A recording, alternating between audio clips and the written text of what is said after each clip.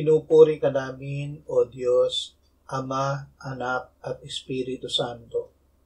Salamat, Ama, na ibinigay mo sa amin si Jesus na iyong anak, na namatay para sa aming kasalanan, iyong muling binuhay, iniakyat at iniluklok sa iyong kanan sa langit. Salamat na ibinigay mo sa amin ang iyong banal na Espiritu, at sa pamamagitan niya ay ibinuhos mo ang iyong pag-ibig sa aming puso. Ama, binigkas mo sa amin ang iyong salita ng pagpapagaling. Nananalig kami na inako ni Jesus ang aming mga kasalanan sa kanyang katawan sa krus upang kami ay mamatay sa kasalanan at mabuhay sa katuwiran.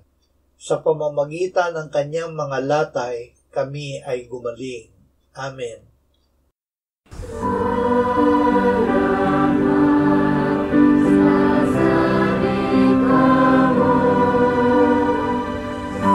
Salamat